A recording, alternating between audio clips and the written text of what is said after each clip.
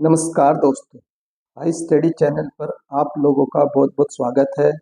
इस वीडियो में हम लोग बात करेंगे एक नई रिक्रूटमेंट, एक नई वैकेंसी के बारे में। ये जो रिक्रूटमेंट है ये आई है आप लोगों की ब्यूरो ऑफ इंडियन स्टैंडर्ड यानी कि BIS। इंडिया में जितने भी स्टैंडर्डाइजेशन के काम है वो कौन देखता है? वो BIS देखता है, जो मानक है। जो भी चीज़, किसी भी चीज़ का अगर स्टैंडर्ड निर्धारित करना है कि इस चीज़ का ये स्टैंडर्ड रहना है, जैसे आप लोगों की रेलवे की पटरियों के स्टैंडर्ड रहते हैं कि इनके बीच की डिस्टेंस ये है, वो एक स्टैंडर्ड है। तो किसी भी प्रोडक्ट का कोई भी डिज़ाइन होता है एक स्टैंडर्ड साइज में बनाया जाता है, तो वो सारी चीज़ें, उसका एक सर्टिफिकेट दिया जाता है किसके द्वारा? BIS के द्वारा। तो ये BIS का काम होता है। तो ब्यूरो ऑफ इंडियन स्टैंडर्ड और किस मिनिस्ट्री के अंडर में आता है? मिनिस्ट्री ऑफ कंज्यूमर अफेयर्स के under, food and public distribution department of consumer affair. Government of India है, प्योरली सेंट्रल गवर्नमेंट की जॉब रहेगी। And responsible for activity in the field of standardization, मैंने बता दिया। जैसे कि आप लोगों का हॉलमार्क है, ये भी इसके अंडर में आएगा। सिल्वर ज्वेलरी होगी, लेबोरेटरी, जो लैब्स वगैरह होती है लेबोरेटरी, उनमें जो स्टैंडर्डाइज सेट किए जाते हैं वो भी BIS के द्वारा ही सेट किए जाते हैं। तो ऑनलाइन एप्लीकेशन भरे जा रहे हैं। Eligible candidate filling up the vacancies for direct recruitment. कैसे रिक्रूटमेंट है? डायरेक्ट रिक्रूटमेंट है। अब हम लोग देख लेते हैं डिटेल वाइज वैकेंसी, किस पोस्ट की कितनी वैकेंसी है। सबसे पहली पोस्ट आती है असिस्टेंट डायरेक्टर की, लेवल 10 की है, 35 साल इसकी मैक्सिमम एज रखी गई है। और इसमें आप लोगों की सिर्फ एक वैकेंसी है, इकोनॉमिकली वीकर सेक्शन की। असिस्टेंट डायरेक्टर की, ये भी लेवल 10 की है, इसमें भी एक वैकेंसी है। उसके बाद आती है आप लोगों की असिस्टेंट डायरेक्टर हिंदी के लिए, तो इसकी भी एक वैकेंसी है। तो ये तो आप लोगों की ग्रुप ए की पोस्ट है। उसके बाद आप लोगों की आती है ग्रुप बी की। तो ग्रुप बी में आती है आप लोगों की personal assistant, assistant section officer और असिस्टेंट कंप्यूटर। तो ये तीनों पोस्ट आप लोग की लेवल 6 की रहेगी। 35,400 बेसिक रहेगा। सैलरी अप्रोक्सीमेटली 60 से 65,000 के अराउंड बनेगी। उसके बाद मैक्सिमम एज लिमिट रखी गई है 30 साल। 30 साल कब तक चेक की जाएगी वो भी मैं आपको बताऊंगा। और ये कैटेगरी वाइज वैकेंसी है कि किस कैटेगरी की कितनी वैकेंसी है। उसके बाद आती है आप लोगों की ग्रुप सी की। ग्रुप सी में आप लोगों की टोटल 3 पोस्ट है, स्टेनोग्राफर, सीनियर सेक्रेटेरिएट असिस्टेंट और जूनियर सेक्रेटेरिएट असिस्टेंट। और ये आप लोगों की लेवल 4 की है और JS से आप लोगों की लेवल 2 की है। सबसे ज़्यादा वैकेंसी आप लोगों की सोशल सिक्योरिटी असिस्टेंट की 128 वैकेंसी है। उसके बाद आप लोगों की जूनियर सेक्रेटेरिएट असिस्टेंट की 78 वैकेंसी है। देन आप लोगों की आती है ASO की 43 वैकेंसी है। यहाँ पर 27 साल एज रखी गई है और यहाँ पर 30 ईयर एज रखी गई है। उसके बाद नेक्स्ट आती है ग्रुप बी के अंदर टेक्निकल असिस्टेंट लेबोरेटरी। तो ये लेवल 6 की है, इसकी 27 वैकेंसी है। इसमें आप लोगों की अलग अलग डिसिप्लिन है, मैकेनिकल, केमिकल, माइक्रोबायोलॉजी, और 13, 12 और 2 वैकेंसी है। उसके बाद सीनियर टेक्नीशियन लेवल 4 की है, तो इसकी 27 ईयर एज रखी गई है। और इसकी एज आप लोगों की 30 रहेगी, जो आप लोगों की टेक्निकल असिस्टेंट की है। इसकी कारपेंटर है, वेल्डर, प्लम्बर, फिटर, इलेक्ट्रीशियन, ये पोस्ट वाइज वैकेंसी है। उसके बाद लास्ट आती है आप लोग की टेक्नीशियन, इलेक्ट्रीशियन, वायरमैन की 27 साल एज रखी गई है, तो इसकी एक ही वैकेंसी है। तो ये तो मैंने आप लोग को वैकेंसी बता दी, किसकी कितनी वैकेंसी है और किस लेवल में वो जॉब आती है। अब हम लोग देखेंगे कि एलिजिबिलिटी क्या है, कौन कौन इसका फॉर्म भर पाएंगे। तो जो असिस्टेंट डायरेक्टर वाले हैं, assistant director consumer affair, assistant director Hindi, तो इनके पास CA होना चाहिए, कॉस्ट एंड वर्क अकाउंट्स होना चाहिए, या फिर subordinate account, service account, master of business. तो ये डिग्री है, आप लोग देख लीजिएगा। कोई चीज़ समझ में नहीं आएगी तो कमेंट करके पूछ लीजिएगा। तो इसमें हम लोग बात करेंगे पर्सनल असिस्टेंट। इसके लिए आप लोगों के पास क्या होनी चाहिए? डिग्री होनी चाहिए। डिग्री में आप लोगों के पास कोई स्पेसिफिक डिग्री मेंशन नहीं कर रखी है तो कुछ भी चलेगा। कोई परसेंटेज मेंशन नहीं कर रखी है तो सिंपली आप लोग पास होने चाहिए। एक चीज़ ये होनी चाहिए, A। उसके बाद B नंबर पर है कि कंप्यूटर प्रोफेंसी टेस्ट आप लोगों का कंडक्ट करवाया जाएगा। वो क्या होना चाहिए? The candidate should be proficient at least up to the level 6 of the national skill qualification framework. तो ये मैं आप लोग को अलग से वीडियो में समझाऊंगा कि ये क्या होता है, क्योंकि जब 2022 की रिक्रूटमेंट आई थी उसमें भी मैंने आप लोगों को कंप्लीट जानकारी दी थी BIS के बारे में, टिल सिलेक्शन तक की कैसे कैसे प्रोसेस हुआ, क्या एग्जाम पैटर्न थे, क्या सिलेबस थे, किस तरीके से क्वेश्चन पूछे गए थे। क्वेश्चन भी मैंने बताए थे, आप लोग जाकर के चेकआउट कर लीजिएगा। BIS की प्लेलिस्ट अलग से बनी हुई है 2022 की भर्ती की, उसमें आपको कट ऑफ भी मिल जाएगी और एग्जाम पैटर्न। तो उसके बाद इसमें आप लोग के पास शॉर्ट हैंड होनी चाहिए इन इंग्लिश और हिंदी, जो भी होगा, हिंदी या इंग्लिश जो भी आप लोग को आती है, तो शॉर्ट हैंड होनी चाहिए। तो ये 3 चीज़ रिक्वायरमेंट रहेगी पर्सनल असिस्टेंट के लिए। असिस्टेंट सेक्शन ऑफिसर के लिए आप लोग के पास सिंपल डिग्री होनी चाहिए। उसके बाद आप लोगों के पास एक कंप्यूटर प्रोफेंसी का क्वालिफाइंग स्किल टेस्ट होगा, वो तो बाद में होगा। और ये कंप्यूटर प्रोफेंसी टेस्ट होगा, the candidate should be proficient, तो इसमें भी लेवल 6 का मांगा गया।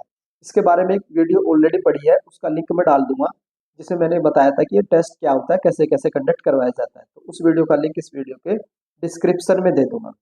उसके बाद आती है असिस्टेंट की, तो ये कैड में आती है कंप्यूटर एडेड डिज़ाइन। तो इसमें आप लोगों की बैचलर डिग्री इन साइंस होनी चाहिए, 5 साल का एक्सपीरियंस होना चाहिए ऑटो कैड में, and working knowledge of typography होनी चाहिए, या फिर बैचलर डिग्री इन साइंस 5 साल का एक्सपीरियंस है AutoCAD draftsman in the relevant field होना चाहिए। तो ये इसके आप लोगों की असिस्टेंट कैड के अंडर में जो पोस्ट आती है उसकी क्वालिफिकेशन।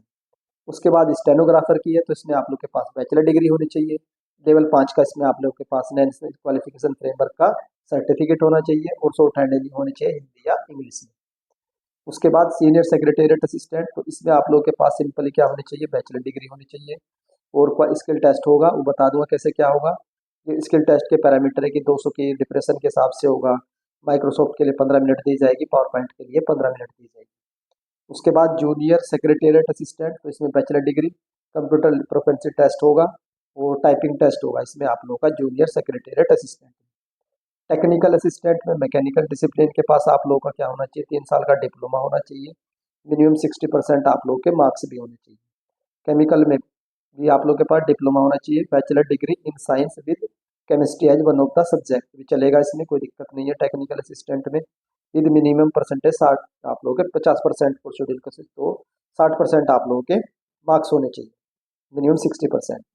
सीनियर टेक्नीशियन आप लोग के पास मैट्रिक्स होने चाहिए, ITI का सर्टिफिकेट होना चाहिए, ये जिन ट्रेड में है, और 2 साल का प्रैक्टिकल एक्सपीरियंस होना चाहिए, तभी आप लोग बन पाएंगे सीनियर टेक्नीशियन। खाली टेक्नीशियन में आप लोग के 10वीं ITI और नेशनल अप्रेंटिस सर्टिफिकेट, ITI का सर्टिफिकेट होना चाहिए, इलेक्ट्रीशियन या वायरमैन। तो एलिजिबिलिटी मैंने समझा दिया, आप लोग को समझ गए होंगे। अब देख लेते हैं एग्जाम पैटर्न क्या रहता है, किस तरीके से आप लोगों का एग्जाम भी कंडक्ट करवाया जाता है, एग्जाम में क्या क्या पूछा जाएगा। तो जो आप लोगों की असिस्टेंट डायरेक्टर की पोस्ट है, इसमें ऑनलाइन एग्जाम होगा, उसके बाद इंटरव्यू होगा। अब चलते हैं पर्सनल असिस्टेंट की जो पोस्ट है, तो इसमें क्या क्या प्रोसेस होंगे। ऑनलाइन एग्जाम होगा, उसके बाद स्किल टेस्ट होगा, स्किल टेस्ट में क्या क्या होगा, कंप्यूटर प्रोफिशिएंसी टेस्ट होगा, और उसके बाद आप लोगों की शॉर्ट हैंड होगी। अब चलते हैं नेक्स्ट, असिस्टेंट सेक्शन ऑफिसर, तो इसमें online test, skill test. Skill test में आप लोगों की 2 चीज़ होगी, एक कंप्यूटर प्रोफिशिएंसी टेस्ट होगा, उसके बाद आप लोगों की टाइपिंग कंडक्ट करवाई जाएगी। तो इसमें टाइपिंग आप लोग की एसओ में टाइपिंग स्पीड ऑफ 35 वर्ड पर मिनट, 35 की इंग्लिश होनी चाहिए, या फिर आप लोग की 30 की हिंदी होनी चाहिए। तो एसओ में टाइपिंग भी रहेगी, ऑनलाइन एग्जाम भी होगा। स्किल टेस्ट में 2 चीज़ होगी आप लोगों की, पहला कंप्यूटर प्रोफिशिएंसी टेस्ट, दूसरा आप लोगों की टाइपिंग। ये मैं समझा रखा है, ये अलग से वीडियो बनाऊंगा कि इसमें जो आप लोगों का प्रोफिशिएंसी टेस्ट होता है, इसमें क्या क्या पूछा जाता है, कैसे ये होता है। असिस्टेंट में आप लोग का ऑनलाइन एग्जाम होगा, फिर स्किल टेस्ट होगा। स्टेनोग्राफर में ऑनलाइन एग्जाम, स्किल टेस्ट में 2 चीज़, कंप्यूटर प्रोफिशिएंसी टेस्ट और short hand. Senior secretariat assistant में ऑनलाइन एग्जाम होगा, उसके बाद स्किल टेस्ट होगा। स्किल टेस्ट के ये पैरामीटर है कि स्किल टेस्ट किस तरीके से क्या क्या पूछा जाएगा। उसके बाद जूनियर सेक्रेटेरिएट असिस्टेंट में ऑनलाइन एग्जाम होगा, टाइपिंग होगी, और ये टाइपिंग की स्पीड रहेगी। टेक्निकल असिस्टेंट में online exam, skill test, online exam, skill test, और ऑनलाइन एग्जाम, स्किल टेस्ट। तो ये था ऑनलाइन एग्जाम के बारे में। अब आप लोग को पता भी तो होना चाहिए कि ऑनलाइन एग्जाम में आता क्या है। तो detail regarding the structure of the online examination ये रही है आप लोगों की। तो for the post of assistant director, तो ये असिस्टेंट की है, ये असिस्टेंट का एग्जाम पैटर्न है, किस तरीके से असिस्टेंट में पूछा जाएगा। उसके बाद टेक्निकल असिस्टेंट, असिस्टेंट और सीनियर टेक्नीशियन, ये टेक्निकल असिस्टेंट वालों का है एग्जाम पैटर्न। अब हम लोग देखेंगे जो मेजोरिटी वाली जो ज़्यादा पोस्ट है, assistant section officer, personal assistant, stenographer, senior secretariat assistant और जूनियर सेक्रेटेरिएट असिस्टेंट। तो ये पूछी जाएगी आप लोग की रीजनिंग, जीके, मैथ और इंग्लिश। 50 50 100, तो 150 क्वेश्चन रहेंगे, 150 मिनट रहेगी, 150 नंबर के 120 मिनट, और पेपर आप लोग का बाइलिंगुअल रहेगा। उसके बाद इसमें आप लोगों को मिनिमम 50% स्कोर करना जरूरी रहेगा, टोटल में से 150 में से 75 आप लोगों को लाने कंपलसरी है। अगर आप लोग 75 मार्क्स सिक्योर नहीं कर पाएंगे, तो आप लोगों ने भले ही कट ऑफ क्लियर कर रखी हो, तो आपको डिस्क्वालीफाई कर दिया जाएगा। और इसमें जो एग्जाम पैटर्न आप लोग का रहता है, ज़्यादातर बैंकिंग वाला रहता है, लेकिन जीके आप लोगों को एसएससी वाली पूछी जाएगी। मैंने बता रखे क्वेश्चन भी मैंने करवा रखे, तो आप लोग एक बार चेकआउट करिएगा कि किस तरीके के क्वेश्चन पूछे जाते हैं। उसके बाद एज रिलैक्सेशन तो आपको पता ही है, SC/ST को 5 साल का, OBC को 3 साल का। उसके बाद देख लेते हैं इसमें for the post of stenographer up to minimum 3 साल, तो ये तो एक्स सर्विसमैन में वाला है। ये एग्ज़ाम सेंटर है कि कहाँ कहाँ आपके एग्ज़ाम सेंटर दिए जाएंगे। कट ऑफ स्कोर देख लेते हैं, तो इसमें process code, arriving at score, verification of the candidate, exam की फीस देख लेते हैं, फॉर्म की कितनी फीस रहेगी। तो जो असिस्टेंट डायरेक्टर है उनकी फीस आप लोग की 800 रुपये की रहेगी, और जो बाकी पोस्ट है उनकी फीस आप लोगों की 500 रुपये रहेगी। SC ST और जो हमारी फीमेल एस्पिरेंट है, गर्ल्स है, उनकी फीस क्या लगेगी आप लोगों की, 0 है, उनकी कोई भी फीस नहीं लगेगी। उसके बाद शेड्यूल देख लेते हैं इसमें कि आप लोगों का फॉर्म कब से भरा जाएगा। तो 9 सितंबर से इसका फॉर्म भरा जा रहा है। एप्लीकेशन फ़ी का जो रहेगा आप लोगों का 9 सितंबर तक आप लोग भर जमा कर पाएंगे, डिपॉजिट कर पाएंगे फीस। और एडमिट कार्ड आप लोगों का 10 दिन पहले आएगा एग्जामिनेशन से। और पेपर आप लोगों का नवंबर में टेंटेटिव है, अभी कोई फिक्स नहीं है। क्या सर इसमें नॉर्मलाइजेशन होगा? तो if the examination is held in more than one shift, तो score will be, variation will be equated, तो यानी नॉर्मलाइजेशन होगा। उसके बाद क्या सर इसमें नेगेटिव मार्किंग होगी? तो नेगेटिव मार्किंग भी होगी। Penalty for wrong answer there will be deduction of 0.25 marks, यानी कि 1/4 मार्क्स आप लोगों के काटे भी जाएंगे। अब देख लेते हैं कि पेपर कॉमन होगा या अलग अलग होगा। तो इसके लिए पॉइंट नंबर क्यू में मेंशन है, separate examination will be held for each post, यानी कि हर एक पोस्ट के लिए सेपरेट एग्जाम होगा, अलग एग्जाम होगा। ASO का अलग होगा, SSA का अलग होगा, JSO का अलग होगा, स्टेनोग्राफर का अलग होगा। द एग्जामिनेशन फॉर द 2 या फिर more post can be held during the same session, तो सेम सेशन में भी हो सकता है, सेम शिफ्ट में भी हो सकता है, 2 पोस्ट का, लेकिन एग्जाम अलग अलग होगा। तो candidate applying for more than one post should keep this in mind as the candidate will have the option to appear. तो आप लोगों को ध्यान रखना है, अगर आप लोगों ने एक से ज़्यादा पोस्ट के लिए अप्लाई करा है तो चांस है कि आप लोगों को एक ही पोस्ट के लिए एग्ज़ाम देने को मिले। मान लो एक कैंडिडेट ने ASO के लिए भी अप्लाई किया है और SSA के लिए भी अप्लाई किया है। अब एग्ज़ाम क्या है, एक शिफ्ट में, मानी इसका भी एग्ज़ाम शिफ्ट 1 में है और इसका भी एग्ज़ाम शिफ्ट 1 में है, तो अब आप लोग एक ही एग्ज़ाम को दे पाएंगे। भर आप दोनों के ले सकते हैं, भर आप किसी भी पोस्ट के लिए भर सकते हैं, एक से ज़्यादा फॉर्म भर सकते हैं, 2 भरो, 3 भरो, 4 भरो, डिपेंड करेगा कि आपका एग्ज़ाम किस शिफ्ट में पड़ता है। अगर 2 पोस्ट भरी है, दोनों का एग्ज़ाम सेम शिफ्ट में पड़ गया, तो आप लोग एक ही एग्ज़ाम दे पाएंगे, और डिपेंड करेगा आप लोग किसको सेलेक्ट करेंगे। लेकिन भर आप लोग दोनों सकते हैं, तीनों भर सकते हैं।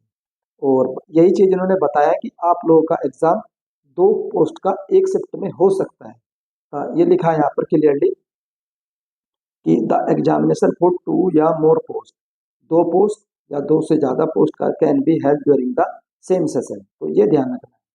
तो ये सारी चीज़ें, बाकी मैं सारी चीज़ें एक्सप्लेन कर चुका हूँ ये सर्टिफिकेट के बारे में।